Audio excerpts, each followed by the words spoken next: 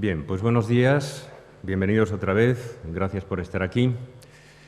La última de las 5 conferencias de este ciclo que acompaña a la exposición Heroínas la dedicaremos hoy al pintor Edward Hopper, a quien el Museo Thyssen dedicará exactamente dentro de un año, en junio de 2012, una gran retrospectiva de su obra.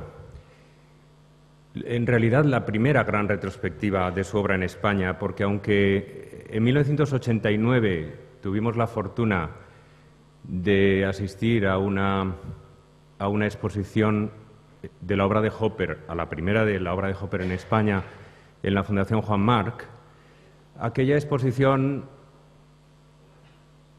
dicho sea con todo el respeto, era una selección relativamente pequeña, de 30 óleos, algunas acuarelas, algún dibujo, y en todo caso ha pasado tanto tiempo que era necesario acometer, por primera vez, como digo, el empeño de esa retrospectiva, yo creo, largamente esperada, porque el público español, como el público europeo en general, ama la obra de Hopper. La retrospectiva nuestra será muy ambiciosa en número de obras, presentará toda la carrera de Hopper, con un acento particular, habrá un foco particular en sus años de formación, contextualizando su relación con la pintura europea y norteamericana, sus fuentes, digamos, y luego presentará naturalmente su obra de madurez con una amplísima representación de sus obras maestras más conocidas, de sus grandes temas.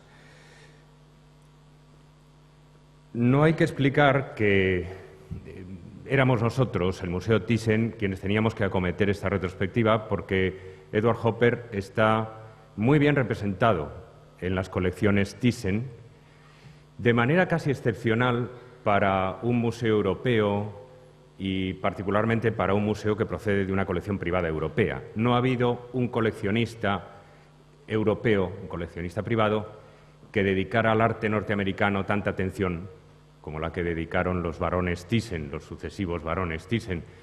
Y la obra de Hopper está representada en concreto por 4 obras en nuestro museo. La muy conocida Hotel Room, habitación de hotel, de la que vamos a hablar hoy, pero aparte de esa, también la muchacha cosiendo con la máquina de coser, que es de una década anterior, el Martha McKean, que es un paisaje luminoso con un velero y que está en la colección Carmen Thyssen-Bornemisza, y una acuarela que pertenece también a la colección principal del museo. Así que es una representación, pues, muy importante en número para lo que es la representación de las obras de Hopper en los museos europeos, como digo, y muy representativa en el sentido de que hay una obra de los años 20, otra de los 30, un óleo de los años 20, otro de los 30, otro de los 40, y también es variada en género, desde un interior urbano como habitación de hotel hasta un paisaje, como digo, luminoso, a pleno sol, como el Martha McKean.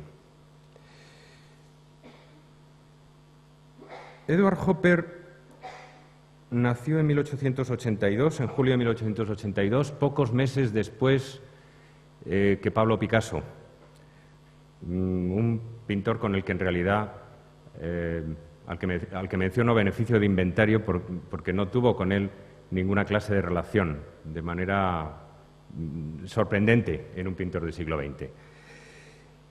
Hopper nació en una localidad en Nyack, del estado de Nueva York, a orillas del río Hudson, en el seno de una familia relativamente acomodada, de clase media, una familia de comerciantes. Se formó inicialmente, él quería ser artista, pero no fue a una escuela de bellas artes en el sentido más elevado de la palabra, sino que se formó inicialmente como eso que los americanos llaman commercial artist, un artista comercial, un ilustrador, alguien que dibujaba entonces, porque el soporte era esencialmente artístico, gráfico, la publicidad, o las ilustraciones de la literatura publicada en revistas. Vivió de la ilustración gráfica, viviría en realidad de la ilustración gráfica durante los primeros 20 años o así de su carrera, y eso sí, terminaría por aborrecerla. Después mencionaremos en qué medida la ilustración gráfica pudo influir en la concepción artística personal de Hopper. Yo creo que influyó tanto en un sentido positivo como negativo, diríamos, tanto en un sentido activo, porque Hopper debe a la ilustración gráfica algunos de sus recursos, como en un sentido negativo, reactivo, en la medida en que él trataba de evitar que su pintura se convirtiera meramente en ilustración gráfica.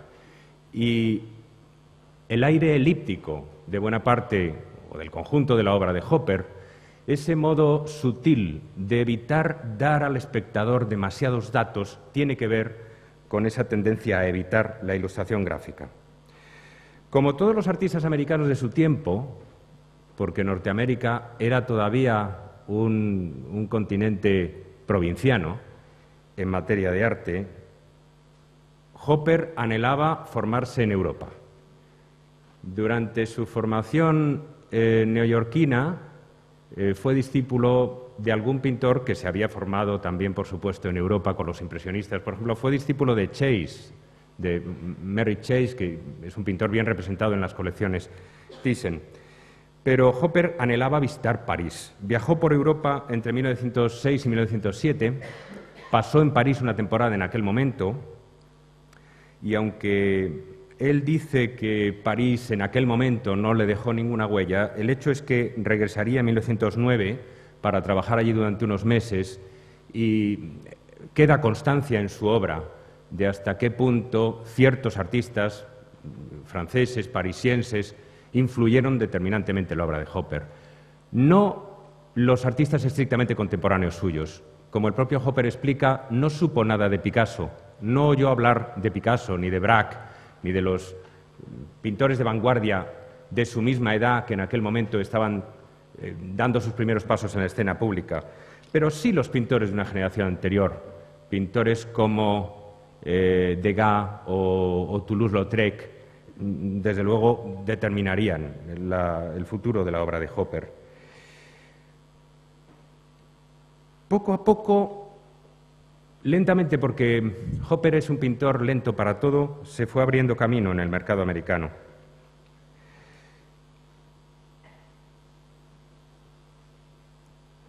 En los años 30, al comienzo de los años 30, cuando el país se hundía en una profunda y larga depresión, comenzaron a irle bien las cosas. En 1933, la primera gran retrospectiva dedicada a un artista vivo en el recién creado Museum of Modern Art le fue dedicada a él y se expusieron 75 obras suyas en el museo. Un hecho que, por otra parte, nos desmiente esta leyenda según la cual Hopper habría sido preterido en favor de la vanguardia moderna. Véase cómo el MoMA, que era la institución, el buque insignia de eso que se llama modernism, de la vanguardia, pues ni mucho menos ignoró a Hopper, ¿no? En 1950 conocería una gran retrospectiva en el Whitney. Su obra sería adquirida desde relativamente pronto por el Metropolitan, por el MoMA, por el Whitney, por los grandes museos neoyorquinos. El éxito no cambió demasiado el modo de vida de Hopper. Casado con Joan Evinson, una compañera suya de la escuela de arte, pero que en gran medida renunció a su propia carrera artística para cuidar de él y alimentarle, como ella decía. Hopper vivió relativamente retirado en Nueva York, en Washington Square, en su casa que fue ampliando con los años, pero que siempre fue su casa, en Washington Square, y en Cape Cod, donde tuvo una propiedad, y en Truro. Era un individualista radical que desconfiaba de los movimientos artísticos, de la alineación o de la afiliación a grupos, y como tal, pues se mantuvo, diríamos, aparte, ¿no? Desde el punto de vista político y social, fue siempre un conservador hasta la médula, un republicano que, por ejemplo, en 1940, en un momento culminante de la reputación de Franklin Delano Roosevelt, votó en contra de Roosevelt y a favor de Wendell Willkie, de su opositor, que naturalmente fue derrotado. Eso no quiere decir que fuera, a pesar de ser conservador, que fuera, en fin, reaccionario en sus modos de ver.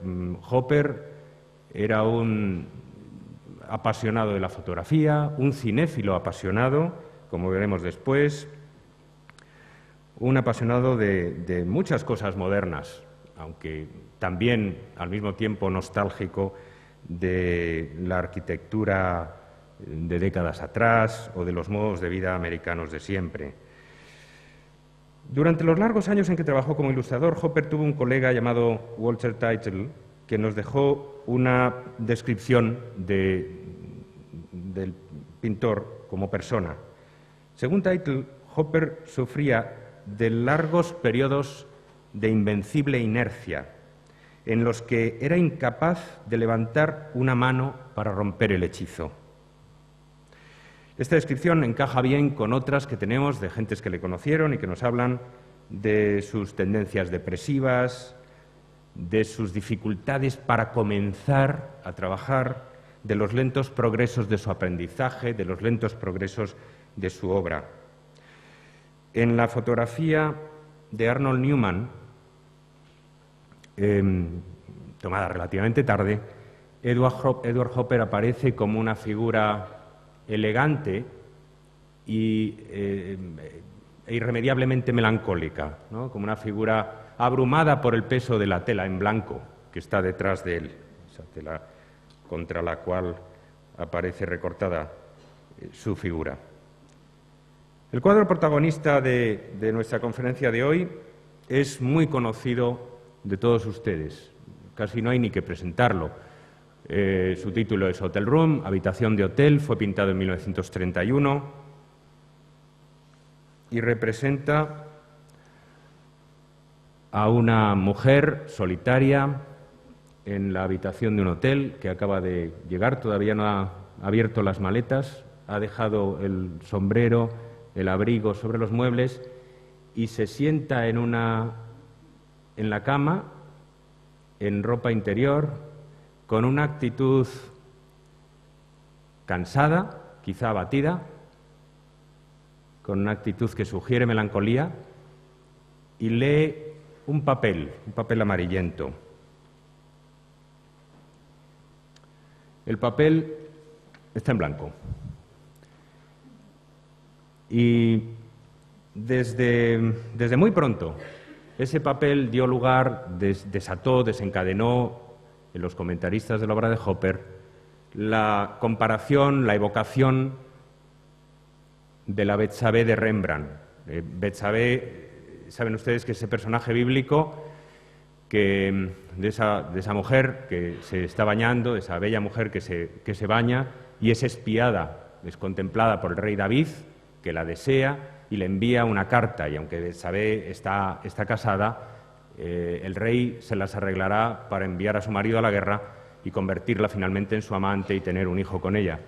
Y Betsabé, con la carta del rey David, es esa maravillosa obra maestra de Rembrandt en la que nos la presenta abatida y resignada también, porque sabe que la carta significa que su voluntad no puede cambiar su propia suerte, que su voluntad no puede cambiar su destino, que está ya sometida, marcada por la voluntad del rey. Ha sido inevitable entonces, probablemente en el propio Hopper hubiera, no lo sabemos, una evocación consciente o inconsciente de la Betsabé de Rembrandt en su habitación de hotel, pero es inevitable evocar eso. Algunos comentaristas, incluso muy recientes, la comparan con la Betsabé de Rembrandt. Ahora, el diario que Jo Hopper, la mujer de Hopper, llevó a lo largo de su vida y donde documentaba la producción de cada uno de sus óleos, ¿no? Donde explicaba los colores utilizados, la marca del lienzo, la técnica, y a veces detallaba quiénes eran los personajes, por ejemplo, dándoles nombre. Es muy curiosa esta práctica de Jo y de su marido de inventar una breve historia a veces para los personajes representados en los cuadros. No siempre, pero en algunos casos los personajes tienen nombre y Jo y Edward se los imaginaban de una determinada manera. Bueno, pues en ese diario, Hotel Room está descrito ahí arriba. A ver si me apaño con él. Está aquí, ¿no? En la misma página donde aparecen otros paisajes, una pintura posterior también de un interior de una figura ante una ventana. Y entonces dice que, bueno, que es una chica alta y tal, dice reading timetable, leyendo un horario de ferrocarriles o de autobuses, se entiende. Bueno, esa observación de la que es responsable Jo Nivenson, la mujer de Hopper, nos plantea una reflexión sobre hasta qué punto las observaciones del autor o de personas próximas a él merecen nuestro crédito, nuestra confianza, cuando no están reflejadas directamente en la obra. Es decir, ¿por qué estamos obligados a sostener la interpretación de Jo? Si en el papel de Hotel Room no hay escrito nada, ¿por qué debemos creer que se trata de una carta? Es posible incluso que Edward no estuviera de acuerdo con lo que Jo escribe en el diario. En algunos casos tenemos constancia de que el pintor no compartía la interpretación que su mujer hacía de un determinado cuadro. Después veremos algún caso. ¿Por qué tendríamos que suscribir esto, ¿no? Las opiniones, por ejemplo, imagínense que tuviéramos un documento sobre lo que Shakespeare pensaba de Hamlet, ¿no? Las opiniones personales, privadas, que Shakespeare tuviera sobre el personaje que él había creado, ¿importan si no están reflejadas en la obra? Esto es muy discutible, ¿no? Entonces, les comunico el dato, pero no digo que la información sobre que el papel sea una carta nos deba obligar. Podemos seguir pensando que el personaje de la habitación de hotel se relaciona no solo con la Betsabé de Rembrandt, sino con esa larga tradición, por ejemplo, de figuras femeninas más o menos solitarias que en el arte holandés, particularmente en la obra de Vermeer, aparecen ante una ventana leyendo una carta con sentimientos que solo podemos imaginar, adivinar, contemplando su rostro. En todo caso, lo que sí es cierto es que la observación de Jo Nivenson nos recuerda que el personaje de Hopper no es un personaje del arte holandés del siglo XVII, no es un personaje bíblico rescatado por Rembrandt, sino que es una figura moderna, es una figura femenina esencialmente moderna, una figura del siglo XX, de la Norteamérica del siglo XX. Y hay que compararla con imágenes equiparables de sus contemporáneos. Por ejemplo, con esta fotografía de Dorothea Lange, la gran fotógrafa documental que hizo los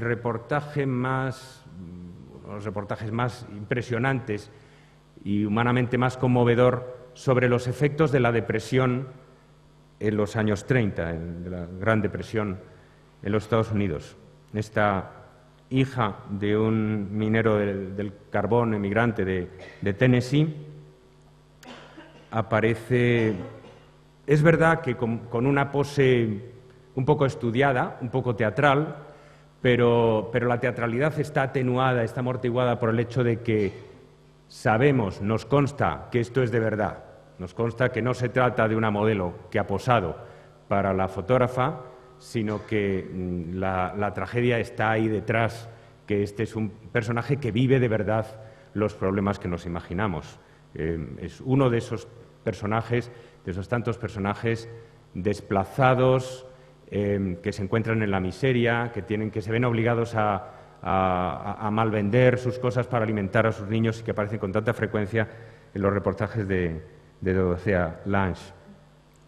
En un plano distinto, la imagen de la protagonista de Habitación de Hotel, sus cabellos, su fisonomía un poco masculina, por lo menos un poco andrógina, nos recuerda el ideal de mujer moderna que se ha impuesto en los años 20 y que está vigente en 1931 todavía, de mujer independiente, que tiene un trabajo profesional, de mujer emancipada, pero que sufre también las consecuencias de esa emancipación, que sufre de la soledad, del desarraigo, de los problemas que sufren las personas emancipadas, que tienen su propia responsabilidad sobre sus vidas, ¿no?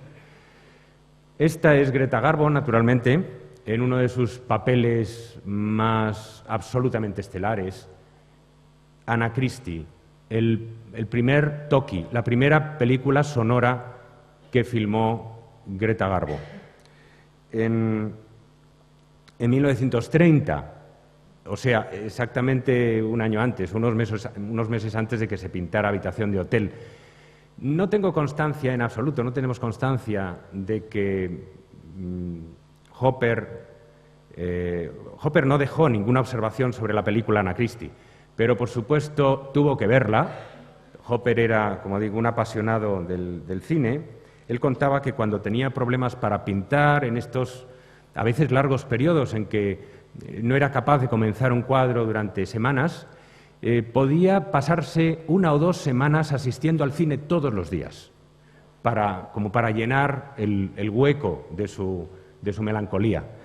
Y él nos ha dejado a veces testimonio de las películas que más le impresionaron, Little Caesar de Mervyn LeRoy de 1930, o Scarface de Howard Hawks de 1930, o Dead End de William Wyler de 1937, Murder My Sweet de 1944, Notorious de Hitchcock de 1946, The Lady in the Lake de Robert Montgomery de 1946, The Lady from Shanghai de Orson Welles, El tercer hombre de Carol Reed, y así podíamos seguir y seguir y seguir. La imagen de Hopper la asociamos, hay toda una literatura secundaria sobre Hopper dedicada a ello, la asociamos a lo que los franceses llamaron el film noir, el cine negro, los thrillers de la serie B, sobre todo, que el cine americano produjo con tanta fortuna, sobre todo en los años 40 y 50.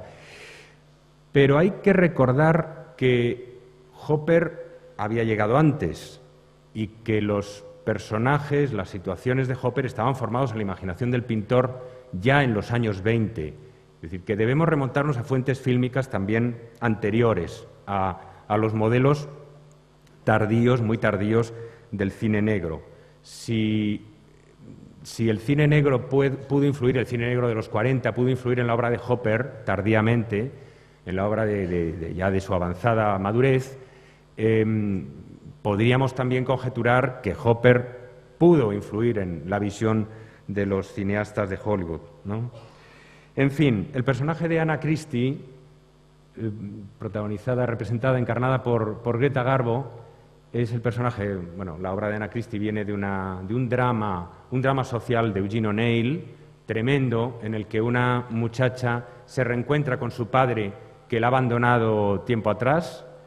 Él es marino, se dedica al transporte de carbón, y ella se reencuentra con él y se reconcilia con él y conoce a un joven del que se va a enamorar y con el que va a comenzar una relación. Y ella les revela a su padre y a su nuevo novio que ella fue violada de niña cuando había sido abandonada por su padre, etcétera, y ha vivido de la prostitución durante años. Y ellos la rechazan, tanto el padre como el novio la rechazan. Y entonces ella se indigna con ellos, reacciona contra ellos y les da unas lecciones tremendas en la película y termina como, bueno, vindicando el derecho a haber salido adelante y a haberse defendido del mundo en una situación extrema, ¿no? Entonces es una película, por una parte, muy melodrama social, muy propicia a las lágrimas, pero una película moderna, muy moderna, en la vindicación de la autonomía de una mujer que se encuentra así, pues diríamos dramáticamente, sola contra el mundo, y luego una película sorprendentemente moderna en la imagen que irradia la propia Garbo. La propia Garbo, si se bajara de la pantalla y se paseara por una ciudad de hoy día, no llamaría la atención en absoluto, porque es una mujer absolutamente moderna, absolutamente moderna. Si la comparamos incluso con estrellas de los años 20, el cine de los años 20 o 30, qué sé yo, con Jean Harlow, por ejemplo, no es una muñeca, no es un juguete erótico, sino que es una mujer con su propia voluntad, un poco boyish de estilo, un poco andrógina de estilo, un poco masculina, como ella siempre, pero, bueno, sienta un estereotipo, sienta un prototipo de mujer. Con algo de eso tiene que ver el aspecto de la muchacha, el aspecto y supongo que el corazón de la muchacha protagonista de Habitación de Hotel. En la protagonista de Habitación de Hotel, aunque esté en ropa interior, en la intimidad, sentada sobre la cama, no asoma ninguna sugerencia erótica, ninguna que se pueda detectar fácilmente. Y sin embargo, cuando nos remontamos a las fuentes o a los precedentes del cuadro en la obra de Hopper, que es lo primero que vamos a hacer, mirar atrás y ver de dónde viene la protagonista de Habitación de Hotel y la escenografía de Habitación de Hotel, cuando investigamos esos precedentes nos encontramos en todos ellos una intensa carga erótica. De manera que cuando miremos a Habitación de Hotel debemos recordar que todo lo que no está ahí, toda esa sugerencia erótica, esa insinuación erótica, no está porque ha sido, por así decir, trascendida, porque Hopper, después de haberla recorrido, de haberla investigado, de haberla explorado, la ha dejado atrás o la ha dejado de lado. Si nos remontamos a las fuentes, hay una fuente. Por favor, rogaría a los de la sala de proyección que traten de ajustar el foco, porque las imágenes de la izquierda en particular están muy desenfocadas. Pues la primera fuente que se suele aducir para la figura de Habitación de Hotel y las figuras de los años 20 que la preceden es este grabado de Forain, el ilustrador francés, Fiez-vous donc à l'accent anglais, como para fiarse del acento inglés, o fíate del acento inglés, en la que una chica con su amante, todavía en la cama, examina las botas de él. Ha creído, en fin, acostarse con un caballero inglés distinguido y en realidad, pues, era otra cosa. Ese Forain, que sigue estando desenfocado, no sé si me oyen abajo. Ese Forain es el precedente inmediato, es una estampa que se trajo Hopper de París. Ahora, es el precedente inmediato de este interior de verano. He dejado los títulos en inglés porque a veces es complicado, incluso queda ridículo traducir algunos de ellos, de este interior de verano de 1909, que responde al momento en el que Hopper vuelve de su segunda estancia en París, ¿no? Y es una imagen fuertemente cargada de erotismo, de un erotismo además complejo, porque está mezclado de vulnerabilidad, de abandono, tiene un componente trágico, no sabemos si hay violencia implicada en esa escena. Es una escena enigmática para la que no nos da demasiadas pistas Hopper, y eso sí, en la que la actitud caída de la muchacha al lado de la cama, con la cama deshecha, que es otro signo de la acción erótica, hay una gran mancha de sol. Una mancha de sol que, diríamos, contrapesa el abatimiento, la caída de la muchacha. Es una mancha que, además, en el cuadro original resulta más patente, más palpable, porque está pintada con un grueso empaste, con una gruesa capa de pintura amarilla, ¿no? Después veremos qué papel va a desempeñar el sol. Terminaremos hablando del sol y de su relación con la melancolía en la obra de Hopper. Entre ese cuadro de 1909 y Habitación de hotel, en el año 31, hay toda una serie de grabados y pinturas a lo largo desde el año 18 hasta el año 26, 27, que nos van conduciendo a la imagen, o que rondan en torno a la imagen de una muchacha sola, sentada en una cama, cerca de una ventana. The Open Window, este aguafuerte de 1918-19, establece ya los elementos fundamentales del decorado y del escenario, aunque el punto de vista sea distinto, aunque estemos ante un desnudo. La cama aparentemente está deshecha, hay una jarra y una palangana que también sugieren el sexo, y hay un elemento muy importante que va a recurrir en Habitación de hotel: la ventana del fondo oscura, la ventana que es un fragmento de noche, que es un fragmento de negrura opaca. Lo que hay afuera es la noche. En otro aguafuerte algo posterior, en Evening Wind, la ventana se convierte en un elemento activo, porque se supone que el aire que entra y que agita las cortinas sorprende a la muchacha, y es un poco como una revelación, como si la despertara, como si la sacara de sus ensoñaciones o de sus pensamientos. No sabemos si se acuesta o se levanta. Probablemente se levanta de la cama, probablemente se dirige a cerrar la ventana. Todo está, como ya empieza a pasar en la obra de Hopper, exquisitamente dejado en suspenso, sin aclarar del todo, ¿no? Otros interiores con esta misma figura siempre, porque yo creo que la modelo de estos años es siempre la misma. Tiene esa melena abundante y el tipo de la figura lo reconocemos de un cuadro a otro. No es todavía Joe Hopper.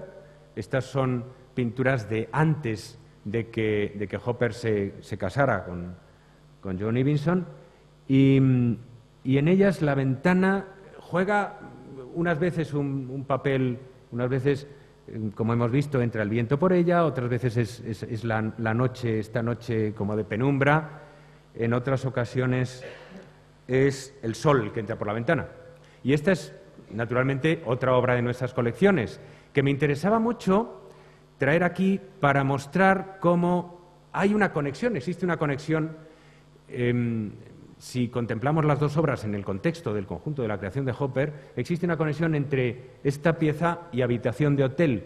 Aunque la muchacha con la máquina de coser no sea una muchacha que ha salido de la cama, es una figura en la intimidad de un interior, junto a una ventana, y que suscita unas ciertas resonancias voyerísticas. Diríamos que tienta a un espectador masculino, ¿no? Con los brazos descubiertos, con esa situación de intimidad en su cuarto.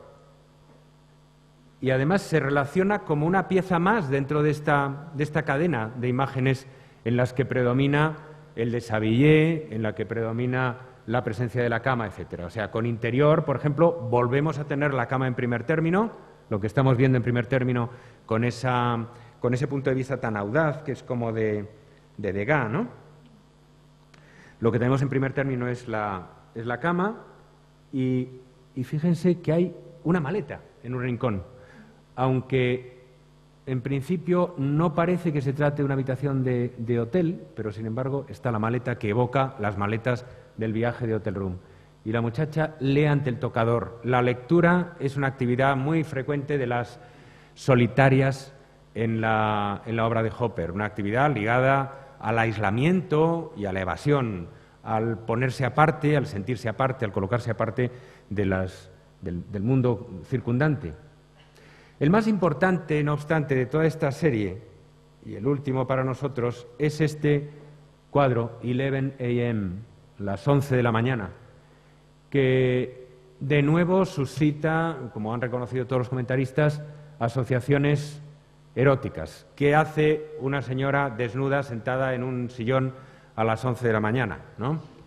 Sin ocupación aparente, ocultándonos su rostro, como si quisiera permanecer en un anonimato, en fin.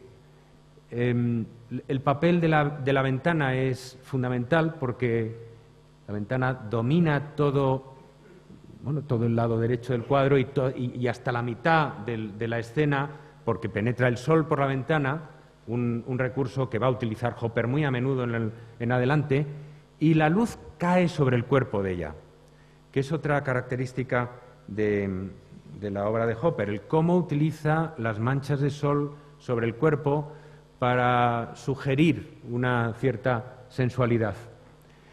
Ella está calzada, pero desnuda, ¿eh? Y, bueno, presentimos, imaginamos, tenemos que imaginar el resto de la escena, lo que ha sucedido antes o lo que sucederá después, pero la intimidad y la melancolía están teñidas, impregnadas, desde luego, de erotismo. No así en Habitación de hotel, ¿eh? En Habitación de hotel es como si todo ese background, todo ese trasfondo de intimidad cargada eróticamente, como digo, hubiera sido reprimida, dejada latente, dejada aparte. Deliberadamente, Hopper ha destacado en el cuerpo de la protagonista el cansancio, como digo, el abatimiento, la melancolía, no la disposición erótica. Hasta ahora hemos estado viendo los precedentes de Habitación de hotel en un contexto estrictamente privado, los espacios de habitaciones completamente privadas, el espacio de la intimidad.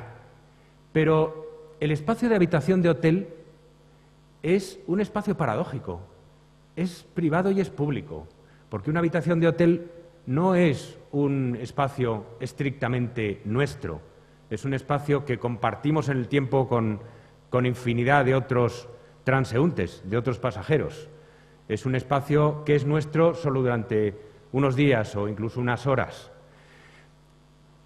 La figura de habitación de hotel, para entenderla hay que compararla, hay que vincularla con otras figuras solitarias, melancólicas, femeninas, en la obra de Hopper, que aparecen en espacios públicos, en cafés, en teatros, en cines, en trenes, en hoteles también, por supuesto. Todas ellas iluminadas por la luz eléctrica, que juega un papel tan importante en la obra de Hopper, creando a veces coloraciones verdosas, coloraciones que no son, diríamos, naturales o que incluso no implican sugerencias no excesivamente tranquilizadoras, implican sugerencias inquietantes, ¿no? Entonces vamos a ver un poco cómo se desarrolla la soledad y la melancolía en esos espacios públicos, en las figuras femeninas que habitan esos espacios públicos. El cuadro más importante anterior a Habitación de hotel en este sentido es Automat. ¿Saben ustedes lo que es un automat? Estaba muy de moda en los años 20 en Nueva York, en las ciudades americanas, y eran unos restaurantes en los que el cliente podía, el consumidor, podía sacar de una cajita de una casilla con cristal echando una moneda, un bollo o un hot dog, un pastelito o una consumición. De manera que en esos restaurantes no era necesario demasiado personal. Eran autoservicios en los que, diríamos, la comida estaba almacenada y se desplegaba, se ofrecía al cliente de manera automática, de ahí el nombre. Automat, el nombre evoca ese carácter mecánico del restaurante, pero también podría sugerir un cierto carácter de autómata de la figura protagonista. Diríamos, en tono así pedante, la mecanización de los seres humanos sometidos a un entorno industrial y urbano, o algo así. Esto es era ya lo suficientemente, digamos, trivial en los años 20 como para que se pudiera entender, se pudiera leer en el título. La figura de Automat es la figura de una solitaria, de una melancólica, cuyos pensamientos, supongo que depresivos, nos imaginamos. Tiene un precedente, a su vez, muy importante en la obra de Hopper, que es Soir Bleu, que es un cuadro explícitamente melancólico, porque, bueno, el bleu de este tarde azul es el bleu de blue, es el bleu de estar triste, ¿no? De tener los blues, de estar deprimido. Soir Bleu es un cuadro muy francés que, sin embargo, fue pintado en los Estados Unidos en 1914, pero evoca un carnaval, el carnaval de Mi-Carême de París, y despliega los personajes diríamos, de los bajos fondos, algunos de ellos disfrazados. El personaje de la izquierda de todo es el personaje del maquereau, del chulo, y algunos, pues los otros son evidentemente bebedores, bohemios, prostitutas, ese payaso del centro, que conectan con una imaginería que nos resulta muy familiar, que es la del fin de siglo francés.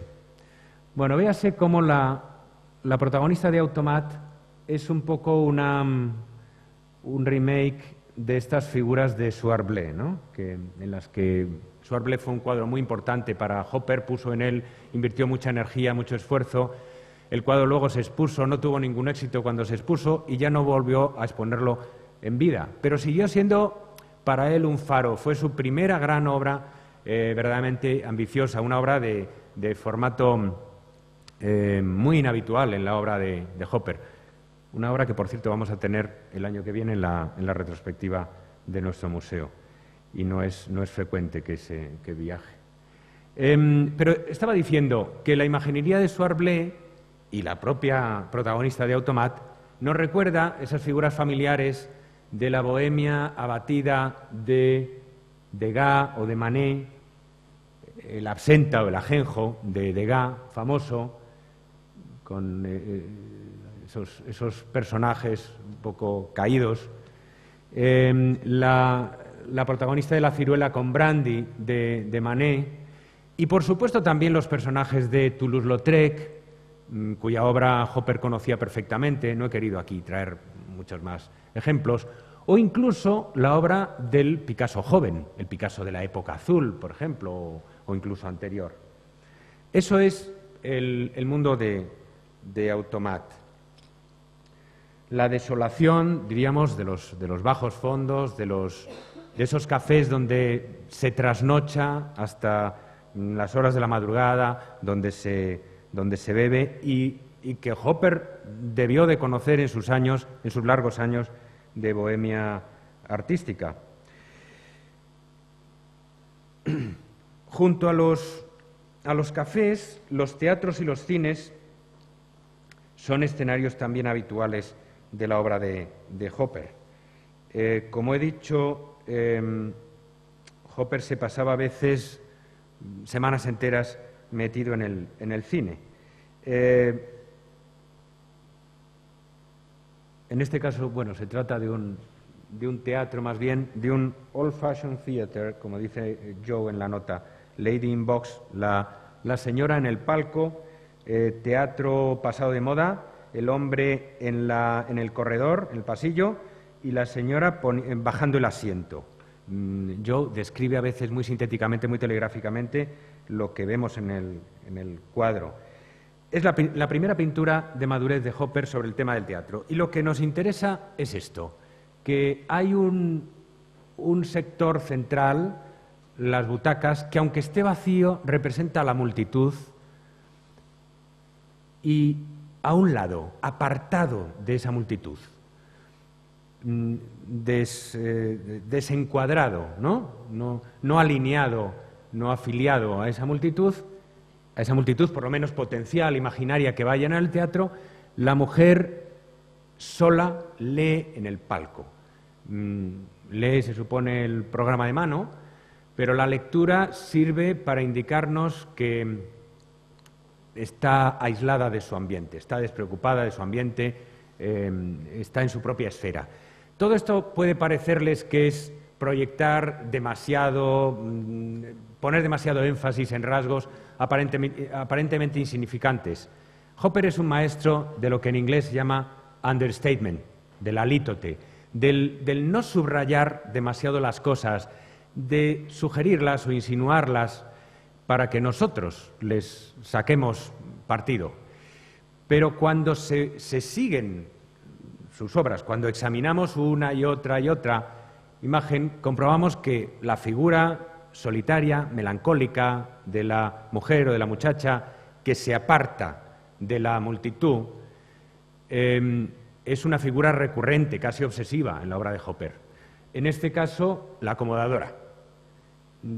Pero se trata fundamentalmente del mismo recurso, la masa de las butacas alineadas, por una parte, y en otro lado, en otro espacio, con otra iluminación, en otro mundo, literalmente, fuera del mundo de la ensoñación que viven los espectadores en relación con la pantalla, la acomodadora sumida en su propia meditación melancólica. Este es New York Movie, una pintura que preparó Hopper yendo muchos días al Palace Theatre, a un cine neoyorquino, para tomar apuntes, para sacar las butacas, para sacar a personajes, en condiciones particularmente difíciles, porque trabajar en la penumbra de un cine es extremadamente difícil. First Row Orchestra es otra pintura tardía de teatro, del espacio del teatro, del patio de butacas, donde aparentemente la figura femenina está metida, la figura femenina en primer plano está confundida con la multitud, pero hay dos hechos que quiero subrayar. En primer lugar, fíjense que en todos los estudios preparatorios para este cuadro, en todos los dibujos preparatorios, solo dibuja Hopper a la figura de la mujer en primer plano y el hombre que supuestamente la acompaña, el hombre que está un poco más allá. No dibuja ninguno de los otros personajes que están, por ejemplo, en la segunda fila o más allá de ellos. Lo que quiere decir que la célula, el germen del cuadro, es el drama privado de lo que parece una discusión o la incomunicación dentro de esta pareja. Y si miramos a las caras de los personajes, ella de nuevo está sumida en la lectura del programa de notas, con una cara que sugiere incluso el enfado, y él tiene una mirada ambigua que puede ser o bien de abatimiento, de preocupación, una mirada que no sabemos si se dirige del todo a ella, pero que, como en muchos casos en la obra de Hopper, parece sugerir la alienación entre los dos, el que están distanciados por lo menos momentáneamente. O sea que incluso entre la multitud la figura femenina aparece solitaria. Y no digamos en Intermission, que representa el intermedio en un espectáculo teatral o cinematográfico y que nos hace pensar, nos plantea qué le sucede a esta señora, que por cierto, en los escritos de Joe sabemos que se llama Nora, le pusieron hasta un nombre, Joe y Edward, y se llama Nora. ¿Y por qué se ha quedado sola en el intermedio? ¿Por qué no está en el lobby? ¿Por qué no está en el vestíbulo tomando algo como los otros visitantes? Esta es la típica elipsis incitante, sugerente, con la que, diríamos, Hopper nos hace pensar, nos hace soñar, ¿no? Las figuras de lectoras más o menos expresamente melancólicas, pero en todo caso solitarias, se multiplican en la obra de Hopper por doquier. Solo voy a traer aquí un par de ellas.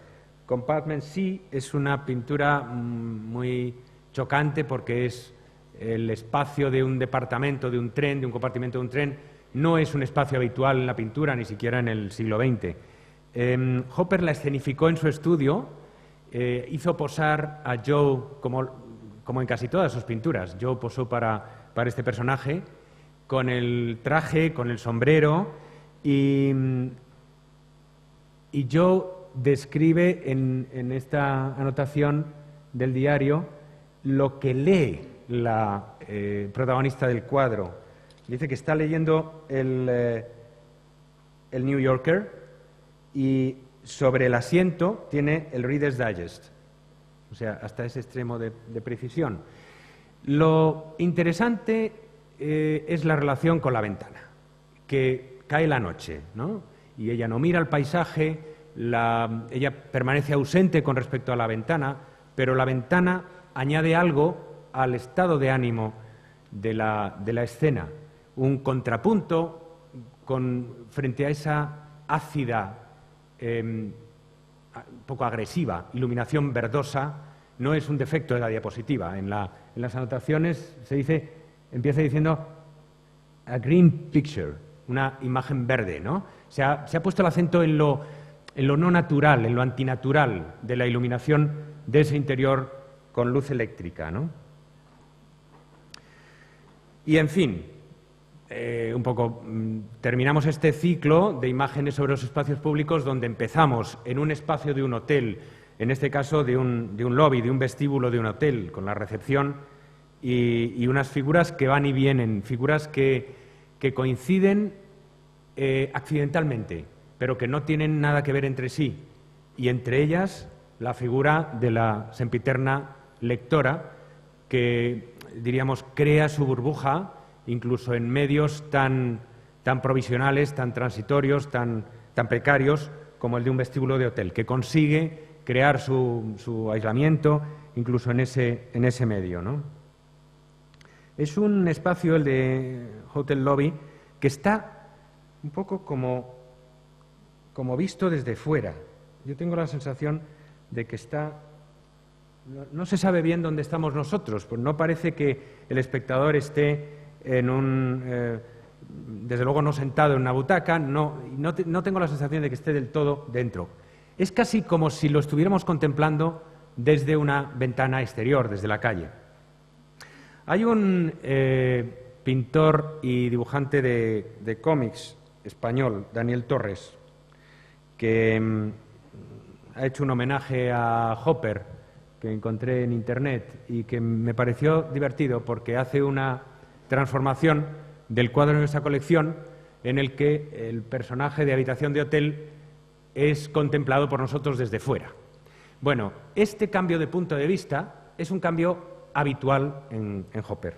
Y vamos a ver precisamente ahora el tercer punto de mi intervención, después de haber visto los espacios privados y los espacios públicos. Ahora vamos a ver un poco cómo aborda Hopper el espacio interior desde fuera, la atracción, la fascinación que sobre él ejercen las ventanas iluminadas. Algo de lo que él habló en muchas ocasiones. Él cuenta, por ejemplo, de que cuando pasaba en tren por los suburbios de Nueva York, por ejemplo, y miraba a las ventanas iluminadas y atisbaba fragmentos de la vida en el interior de aquellas ventanas, bueno, pues extraía inspiración de allí para algunas de sus pinturas. Este es un tema característicamente moderno, del que había hablado, por ejemplo, Baudelaire. Baudelaire tiene un poema en prosa sobre la magia de las ventanas iluminadas cuando las vemos desde fuera en la noche. Esa sugestión de una vida íntima a la que no tenemos acceso y que nos imaginamos y que a veces nos puede incluso tentar. esa noción de un mundo que está visible pero que está inaccesible a nosotros detrás de cada una de las ventanas iluminadas en las casas, ¿no?, que rodean la calle. También John Dos Passos, el gran novelista norteamericano de esta época, que por cierto fue amigo personal de Hopper y vecino suyo en Cape Cod. Y yo creo que, bueno, si tuviera que recomendarles una novela que recoja la experiencia del cuadro de Hopper y de muchos otros de sus cuadros de esta época, yo le recomendaría Manhattan Transfer, la novela en la que John Dos Passos hace, mediante un planteamiento coral, presentándonos un mosaico de personajes y de situaciones muy distintas, nos traza un gran panorama de la Nueva York de su momento y un gran panorama de lo que significa una ciudad, que es una pluralidad de vidas individuales distintas, de infinidad de mundos distintos y todos marcados en cierto sentido por la soledad de las grandes urbes, ¿no? Bueno, pues las ventanas iluminadas y el interior visto desde fuera, como digo, forman toda una línea central en los años 20 y 30 en la obra de Hopper. Night Windows es un poco como Habitación de hotel visto desde fuera, con la particularidad de que la figura que hay dentro y que aparece fragmentariamente no es una figura solemne y melancólica como en Habitación de hotel, sino una figura un poco cómica y sugerente en el sentido erótico de la palabra, ¿no? Porque nos la presenta Hopper de espaldas, agachándose y en ropa interior, y hay una cierta travesura en la imagen que es ajena a ese espíritu, como digo, más solemne y más dramático de Habitación de hotel. La idea de Night Windows procede de un grabado de un pintor importante en aquel momento en Norteamérica, John Sloan, y próximo a Hopper, pero lo característico de Hopper es el particularizar, el enfocar la intimidad y convertir lo que en Sloan es una panorámica muy genérica de la ciudad en algo mucho más, que nos implica mucho más personalmente, que nos implica con un objeto particular, individual, con una vida individual, mucho más particularmente de lo que lo hacía John Sloan. El planteamiento de Sloan recuerda más a ese planteamiento genérico de Rear Window, ¿no?, de la película muy posterior de Hitchcock, La ventana indiscreta, en la que el fotógrafo que encarna James Stewart, pues como saben, no solo descubre un crimen por accidente, sino que espía la vida de todos sus vecinos, ¿no? En algunos cuadros también Hopper utiliza el tele y se mete en es como si utilizando el teleobjetivo se metiera en la vida íntima. Y no vemos ya un fragmento, no atisbamos un fragmento pequeño, sino que aterrizamos en la vida privada de la gente. Grooming New York nos presenta a una pareja en la intimidad de su casa. Él parece haber llegado de trabajar probablemente y se abisma en la lectura del periódico, y ella, que está vestida para salir, no para estar en casa, se aburre porque no está tocando, sino que está jugando con el piano para entretener su aburrimiento. Y en esa distancia, con actividades tan sencillas como esas, Hopper nos sugiere todo un abismo de distancia entre dos personas que están juntas pero que viven en mundos aparte, en mundos separados por muchos y de los que no sabemos en realidad si van a encontrarse, si van a estar juntos de verdad dentro de 5 minutos o si esa lejanía es un estado permanente, es un estado habitual en sus vidas. Esto, la incertidumbre acerca de lo que es provisional y lo que es permanente, es uno de los rasgos constantes de la obra de Hopper. Hopper estaba fascinado, digamos, desde el punto de vista pictórico, por la inversión del papel de las ventanas. Una ventana habitualmente es un dispositivo que permite meter la luz exterior, habitualmente la luz del día, en los interiores, ¿no? Que permite iluminar los interiores con la luz exterior. Ahora bien, las ventanas de estas pinturas de Hopper funcionan a la inversa. Sacan al exterior lo que hay en los interiores, iluminan con la vida privada lo que hay, iluminan el exterior con lo que hay en la vida privada, con lo que hay en los interiores. Es una inversión, pues, paradójica, ¿no? Chocante. Hay panorámicas, hay pinturas más panorámicas también, como este House at Dusk, la casa al atardecer, donde, como en La ventana indiscreta de Hitchcock, tenemos un atisbo de la diversidad de las vidas. Hay un personaje que se asoma a la ventana y que es como el observador observado, ¿no? Porque ese personaje femenino está como espiando lo que pasa en la calle, pero ella es espiada por nosotros a su vez. Y luego de fondo ese parque, casi un bosque misterioso, que le da a la pintura un aire paradójico por la mezcla de el cielo iluminado, la tremenda tiniebla del bosque, un aire que recuerda incluso a Magritte, a las paradojas visuales de Magritte, por ejemplo, de l'Empire des Lumières, el Imperio de las Luces. No lo he traído aquí, pero ese cuadro de Magritte, donde se juega paradójicamente y de manera poco natural con la luz y la oscuridad. Ahora, de todas las imágenes que tienen que ver con el modo en que la luz de dentro sale hacia afuera, con esa paradójica inversión de las ventanas, la más conocida, la más popular y la más magistral también. He visto hace unas semanas el cuadro en el Art Institute de Chicago y es soberbio, no hay palabras para describirlo. Es en Nighthawks. Nighthawks es una palabra enigmática porque para decir trasnochadores en inglés, para referirse a la gente que se pasa las horas de la noche, de la madrugada, tomando copas en un bar, sería más adecuado night owls, búhos o lechuzas nocturnas. Nighthawks, que es halcones nocturnos, tiene una sugerencia predatoria de que estas personas tienen que ver con el crimen. Y de hecho, se sospecha que el cuadro Nighthawks parece haberse inspirado en un relato de Hemingway, otro autor admirado por Hopper, un relato titulado The Killers, de 1930, que entusiasmaba a Hopper, porque en el momento en que se publicó, Hopper sabemos que escribió una carta a la revista donde apareció el relato, felicitándoles, una carta muy entusiasta. El relato de The Killers comienza así: afuera anochecía. Outside it was getting dark.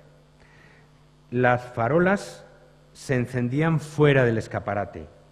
Los dos hombres en el mostrador leían el menú.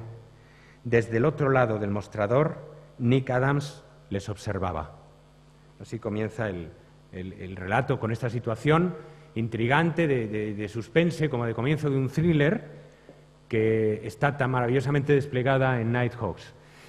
Pero Nighthawks, sobre todo desde el punto de vista visual, es un llevar al límite ese recurso a la ventana iluminada, porque la ventana iluminada inicialmente es una isla en medio de una gran noche. Es una isla rodeada de oscuridad por todas partes. Pero aquí el interior irradia y el interior ilumina la calle y el interior se convierte como en un escenario. Eso produce un sentimiento muy peculiar de vulnerabilidad.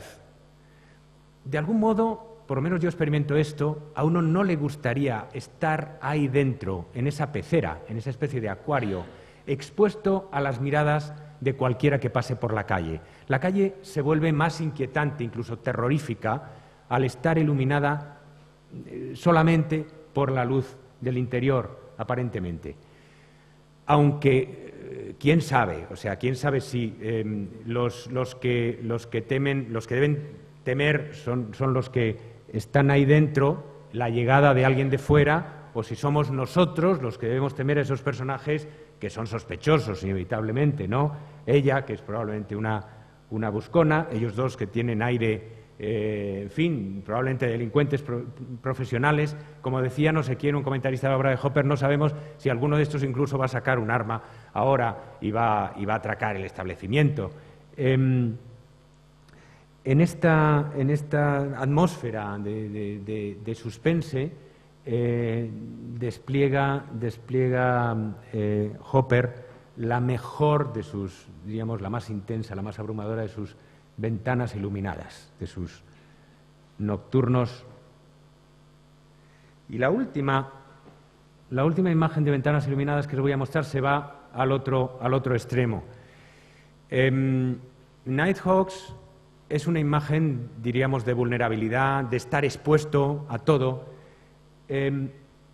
Rooms for Tourists es un hotel, pero es el típico, es un hotel no del centro de la ciudad, es un hotel suburbano o de un pueblo que evoca las sensaciones de intimidad acogedora, de intimidad verdaderamente hogareña, que el transeúnte desea, que el transeúnte añora, ¿no? Entonces es exactamente la antítesis de Nighthawks, aunque utilice el recurso a la ventana. Y de nuevo es un hotel, o sea, estamos volviendo una y otra vez porque la obra de Hopper vuelve siempre sobre estos espacios que él conoció como viajero y que son espacios de residencia provisional, unos urbanos, otros suburbanos, unos más abiertos, unos más inquietantes, otros más tranquilizadores. Bueno, la última sección de mi conferencia tiene que ver con el antídoto de la melancolía. Hasta ahora hemos hablado sobre todo de un mundo nocturno, de interiores contemplados desde dentro o desde fuera, pero en los que había muchas veces algo de inquietante, de ventanas a la noche, de personajes que se asoman a la oscuridad, a la negrura, como la propia protagonista de Habitación de Hotel, que tiene ahí al fondo el cuadrado de la ventana en negro. A partir de mediados de los años 40, no obstante, la obra de Hopper se centra cada vez más, de manera más exclusiva, en la luz solar, como si buscara un antídoto, un contraveneno a sus tendencias naturalmente melancólicas.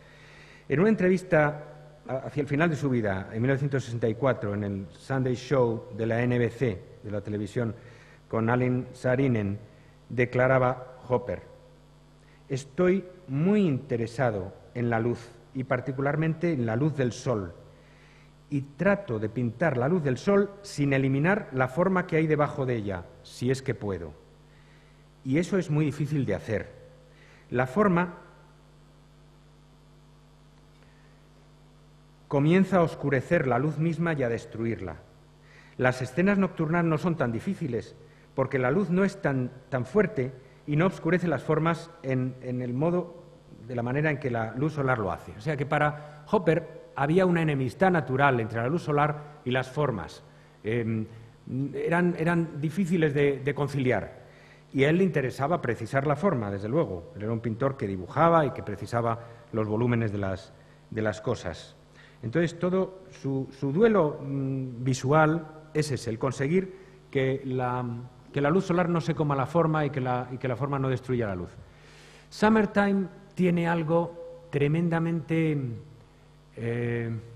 antitético de toda esta serie de imágenes que estamos viendo de figuras femeninas abatidas o melancólicas o recluidas en la lectura. Es la imagen de una señora que sale a la calle con un vestido casi transparente, con un muy evidente sentido erótico, como subrayan también yo y Edward en el propio diario, medias color carne, el vestido que se transparenta, señora muy atractiva, hay una voluntad de presentarla y hay un énfasis en que su salida al sol es la salida a la vida, en que la luz solar es la encarnación misma de la vida, que está como esperándola ahí, ¿no? Y ella sale al encuentro de la luz. Aquí aparece un elemento radicalmente importante en la obra tardía de Hopper, que es el carácter anunciatorio de la luz solar. Y con esta palabra, con este palabra, quiero decir que los personajes, y en particular los personajes femeninos de Hopper, se comportan ante la luz del sol como la Virgen María se comporta ante el rayo de sol del Espíritu Santo que desciende sobre ella en las escenas de la Anunciación. La luz solar no es un fenómeno simplemente óptico en toda una serie de pinturas del Hopper tardío. Es un fenómeno vital, espiritual, trascendental, de una importancia enorme. Ahora, ¿qué tiene eso que ver con el mundo del que veníamos? Bueno, pues Morning in a City es un remake de nuevo, o es un volver sobre el escenario que en cierto sentido preocupaba obsesivamente a Hopper, de Habitación de hotel. Es un regresar más de una década después a la habitación de hotel y a la figura sentada sobre su cama.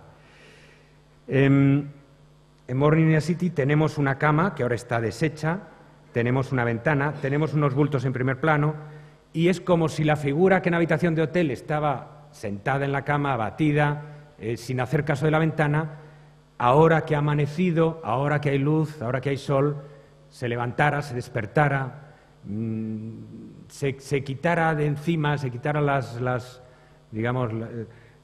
telarañas de los sueños de la noche y despertara a la luz. El carácter anunciatorio del que les hablaba está muy bien expresado en esta actitud de estar de pie ante la ventana sin hacer otra cosa sino mirar a la luz, recibir la luz también, recibirla casi como un alimento. Se la ha comparado a veces con las figuras de Vermeer que están ante la ventana, y en particular con esta mujer con collar de perlas que parece asomarse a la ventana a recibir la luz en la cara más que para ver nada de particular que esté afuera. En realidad la pintura de Vermeer tiene trampa, porque lo que la mujer con el collar de perlas está haciendo es, evidentemente, mirarse en un espejo, O sea que no es del todo desinteresada y sacramental su actitud hacia la luz. Es una imagen de vanidad, es una imagen de coquetería, pero que Vermeer se las arregla de una manera maravillosa para que ella accidentalmente se convierta como en el objeto de la luz descienda sobre ella, ¿no? Bueno, la protagonista de Morning in a City, lo gracioso es que en los primeros estudios aparecía sentada en la cama, lo cual nos pone en evidencia más la relación entre este escenario y esta acción y la del cuadro Habitación de hotel de nuestra colección. Es como si Hopper hubiera retomado la historia donde la dejó 10 años atrás o 12 años atrás. Inicialmente la sienta en la cama mirando por la ventana. Más tarde, supongo, decidió que era más adecuado compositivamente plantarla de pie en el centro de la escena. Pero inicialmente era una figura sentada en la cama. Y hay una escena, un cuadro posterior, Summer in the City, donde se da ese paso atrás, y que es como un eslabón entre Habitación y hotel y Morning in a City. ¿Por qué? Pues porque esta figura todavía no se ha levantado, todavía no recibe la luz como la recibía la otra de pie, y se nos recuerda más la presencia del drama, porque está ahí su pareja, su compañero masculino, boca abajo, y de nuevo se nos recuerda el extrañamiento, la distancia, uno despierto, el otro dormido, quién sabe si peleados, si enfadados, si alejados, si a punto de romper, quizá, no sabemos, pero se sugiere en estas historias. Y ella está como emergiendo de ese estado de melancolía, quizá de no haber dormido, y la luz empieza solo a tener un efecto sobre ella, porque la luz es como un agente terapéutico, como una medicina que los protagonistas melancólicos de la obra de Hopper reciben. Cape Cod Morning es esa misma escena de Morning in a City, por ejemplo, pero ante el paisaje, que la hace todavía más gloriosa y además, cambiando el punto de vista, haciéndola de perfil. Bueno, Cape Cod Morning es muy divertido porque sobre este cuadro, que era uno de los cuadros preferidos para Hopper de su propia obra, Joe explicó a alguien en una entrevista, le dijo: es una mujer que mira al exterior para ver si el tiempo es bueno, es lo bastante bueno como para colgar la colada. Respuesta de Hopper: ¿he dicho yo eso? Me estás convirtiendo en Norman Rockwell, el gran ilustrador norteamericano, anecdótico, ingenioso, chistoso, banal, profundamente banal, de las revistas norteamericanas, Norman Rockwell. Desde mi punto de vista, explica Hopper, she's just looking out the window. Simplemente ella mira por la ventana hacia afuera. Just looking out the window, repite. Simplemente mira hacia afuera por la ventana. Esta es la contención de Hopper. No quiere anécdotas que enturbien el asunto. Ya fuera la colada o ya fuera otra cosa, no le interesa precisar la acción, porque es manteniendo la ambigüedad de los hechos y siendo modesto en la descripción de los hechos como permite que el espectador, le atribuya a esas figuras, a esas imágenes, el significado que quiera. Y de la ambigüedad, de la sencillez de ese gesto de asomarse a la ventana, se desprende también su solemnidad. Y la figura del interior es como si respirara y saliera al encuentro de la naturaleza, o hay de nuevo algo de anunciatorio, de recibir algo muy trascendental, una revelación con la luz del sol que viene de fuera. Ahora, en Morning Sun, del 52, es donde probablemente, de nuevo vinculándonos a Habitación de Hotel, se vuelve eso más patente. En la propia cama, sentada en la propia cama, como si la protagonista de Habitación de Hotel hubiera envejecido 20 años. Han pasado 20 años, ¿no?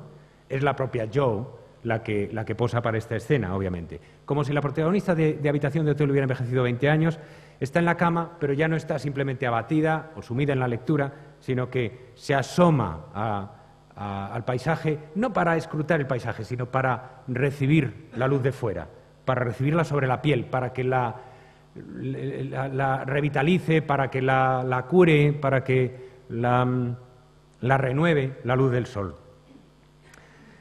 Hay un dibujo, un esbozo para Aguafuerte que no tiene fecha, de Hopper, en el que Hopper pone de manifiesto la raíz romántica de esta relación de sus personajes con la luz del sol, con la luz del exterior, estos personajes que salen de la oscuridad del interior a la luz y que tienen una evidente analogía con el precedente de Friedrich o con otro precedente muy de la tradición romántica, que es el de la archiconocida Muchacha en la ventana de Dalí, ¿no? Que por otra parte pues es un pintor más joven que Hopper, pero que comparte muchas referencias de su propio mundo. Ya saben que Hopper, que nunca fue un surrealista, decía, sin embargo, observó en los años 30, cuando, por cierto, Dalí triunfó en Nueva York en el año 39 en la Exposición Universal, observó que los surrealistas pintaban mejor de lo que ellos pensaban. Es decir, que aunque ellos pensaban que eran antiarte, en realidad había más talento pictórico en ellos de lo que ellos mismos creían. Bueno, y vamos a ir acabando con algunas visiones en las que el exterior y el interior, la noche y el día, se mezclan extrañamente. Por ejemplo, City Sunlight, esta visión tardía, que a John no le gustaba por razones extrañamente triviales, porque decía que el personaje tenía cara de loro y que él era odioso. Y quería que Hopper cambiara la cara del personaje, pero nunca lo consiguió.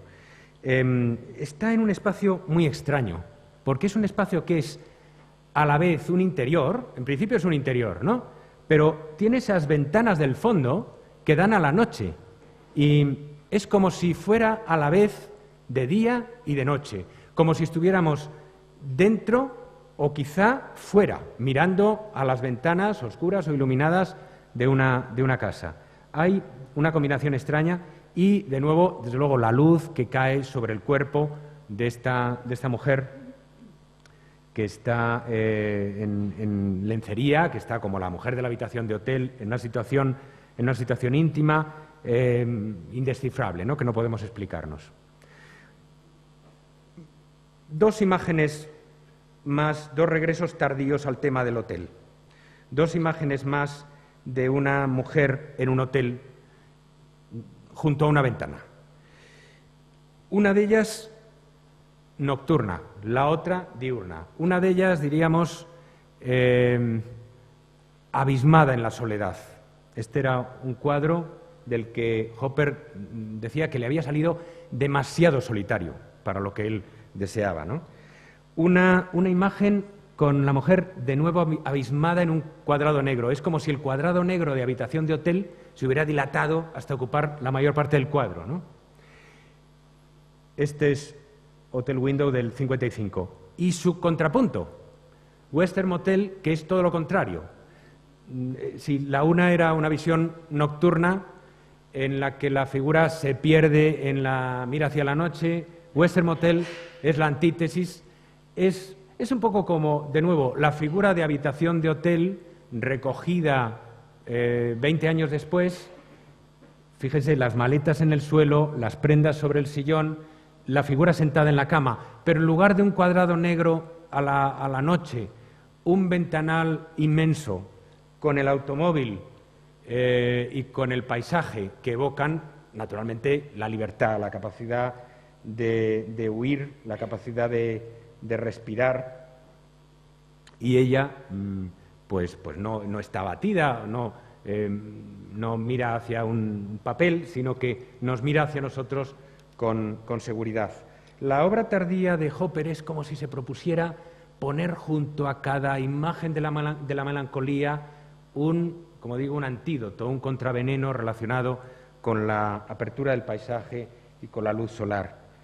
La apertura del paisaje y la luz solar, que por otra parte era la protagonista constante de todas sus acuarelas.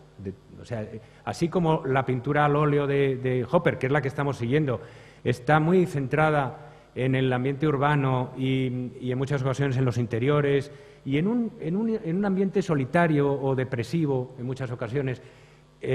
Toda su obra pintada al aire libre, todas sus acuarelas, que son en fin, un número muy significativo, muy elevado, son pinturas de casas en el paisaje, bajo una luz soleada en muchas ocasiones, ¿no?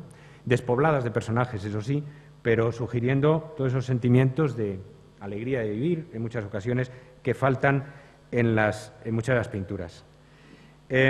Vamos terminando. Second Story Sunlight, la luz del sol del segundo piso, es una pintura aparentemente trivial y sin embargo, que se presta fácilmente a la alegoría, como sucede muchas veces con la obra de Hopper. Son una mujer mayor, tal como lo describe Joe en el diario. Una mujer mayor con el pelo blanco está sentada leyendo y una joven que tiene nombre también, se llama Toots, la llaman Toots, Joe y Edward, y que se exhibe en bikini junto a ella.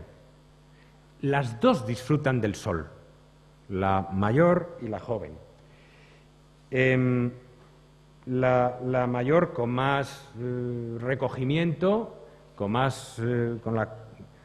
en ocupaciones propias de su edad, está leyendo, y Toots, que según se dice en el informe de Joe, es una chica guapa y desenvuelta, dice, en realidad, dice Joe, un cordero con piel de lobo. Es decir, que parece una chica peligrosa, pero en realidad es buena chica.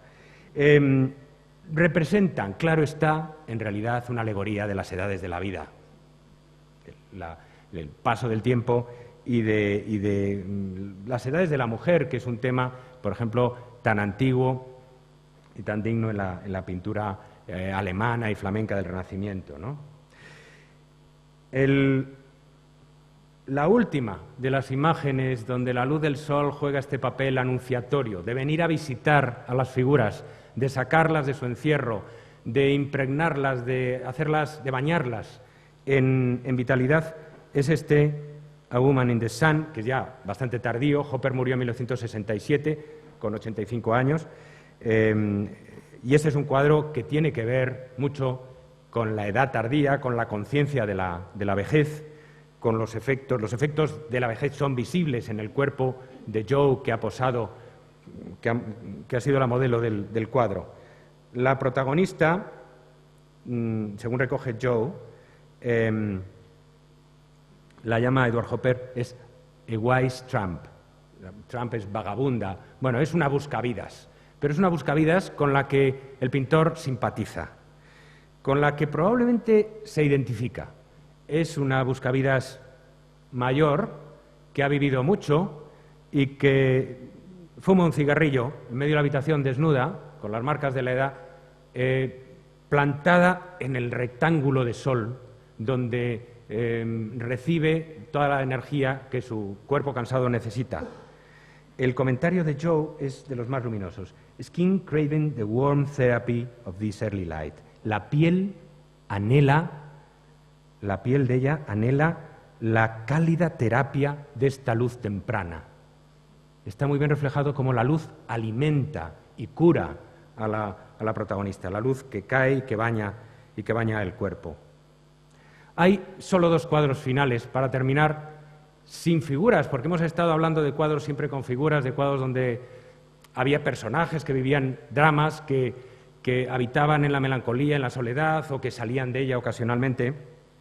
Pero quiero terminar con dos cuadros vacíos de figuras en los que solamente la luz del sol es protagonista. El primero de ellos es del 63, Sun in an Empty Room, el sol en una habitación vacía. Y a propósito de él, me gustaría recordar la frase de Hopper en una entrevista con William Johnson. Quizá no soy muy humano, decía. Maybe I'm not very human. Lo que yo quería era pintar la luz del sol en la pared de una casa.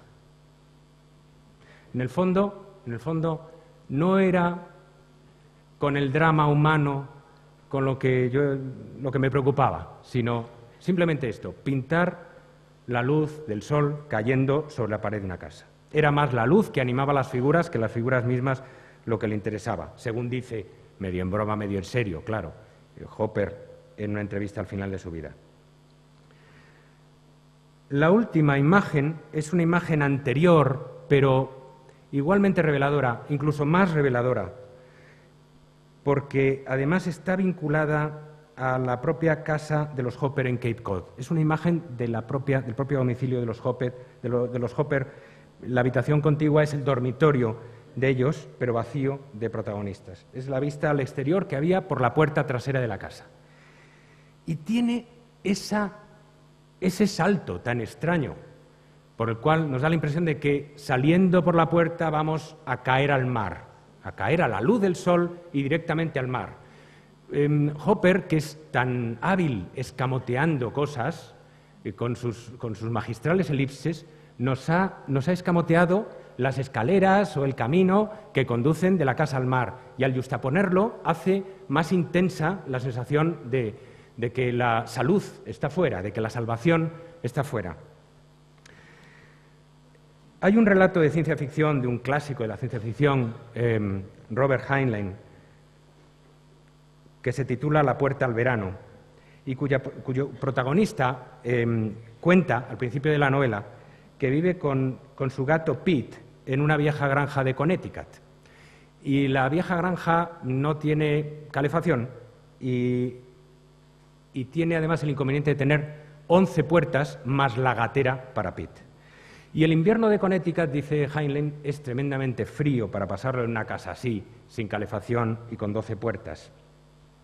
Cuando hay nieve en el exterior, cuenta el protagonista de la novela, Pete, el gato, se niega a salir al exterior y hace que su dueño vaya abriendo una a una todas las puertas de la casa para comprobar si detrás de alguna de ellas no hay nieve. Tenía la convicción, dice el narrador, de que al menos una de ellas debía conducir al tiempo de verano. Y cada vez que comprobaba que había nieve, Pete experimentaba una tremenda decepción. Dice, de manera que el gato se iba poniendo cada vez más enfadado con su amo y hasta que finalmente ya se resignaba a pasar el invierno aislado en el interior. Pero Pitt, dice Heynen, nunca abandonó su búsqueda de una puerta al verano. Asimismo sucedió con Hopper a lo largo de toda su obra. Muchas gracias.